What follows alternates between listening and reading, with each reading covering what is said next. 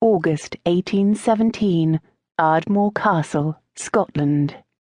"I wish I were a queen," Miss Josephine Essex said to her two elder sisters. "I would simply command an appropriate man to marry me by special license." What if he refused?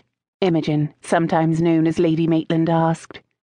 "I'd remove his head from his body," Josie said with dignity. "Given that men make slim use of their heads," Annabel, the Countess of Ardmore, said, "you don't have to threaten decapitation. Simply allow the fellow to believe that he made up his own mind about marriage." She was tucked in Imogen's bed and appeared little more than a tousle of curls peeking from under the bedcovers. "That is precisely the kind of advice I need." Josie snapped open a small book and poised her quill. "I am making a study of the skills required to succeed in the marriage market, and since you two are both married, you are my primary sources of information." "I'm a widow," Imogen said. "I know nothing of the marriage market." She was sorting silk stockings and didn't even look up from the dressing table. "One should be able to dance," Annabel noted. "You really must practice harder, Josie. You were stomping on Maine's toes the other night." "I need better advice than that," Josie said to her. "You're the only one of us to have actually gone on the season, and you married into a title. You do remember that I'm to have a season next year, don't you?" Annabel opened one eye. "Only because you mention it every other minute. Lord, but I'm sleepy." "I've heard that marriage rots the brain," her youngest sister told her cheerfully.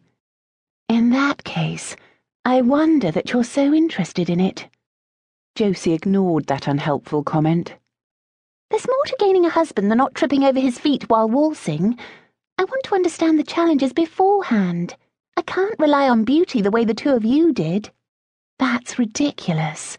You are lovely," Annabel said. "I was in London for the better part of April," Imogen said. "and I saw plenty of young ladies in your situation, Josie. It seemed to me that the primary requirement for a debutante is a smirk. An innocent simper," she clarified. "Smirk," Josie noted in her book.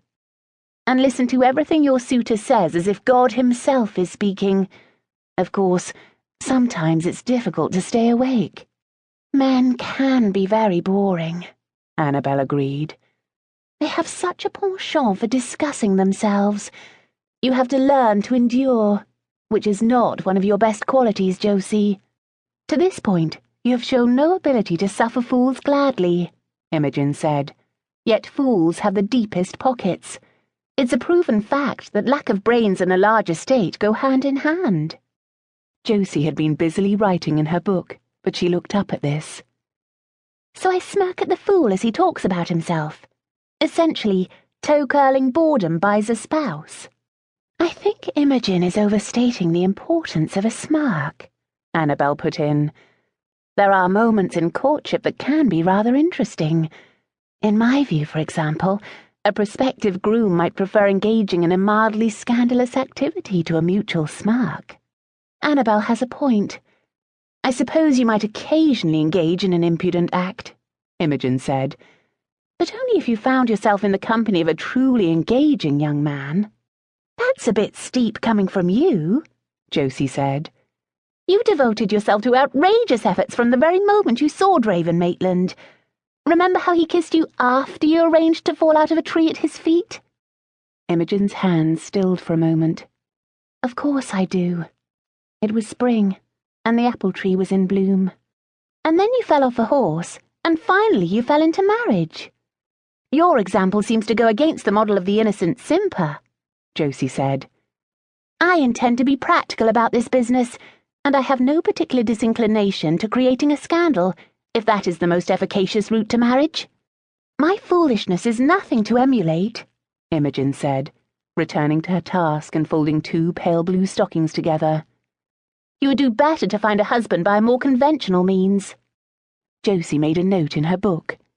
"Employ an innocent look, no matter how imprudent one's private conduct may be." It sounds like that gentleman thief who is always getting described in the Times. One moment he appears as a fine gentleman, and then with a twist of a dishclout, he's transformed into a beggar.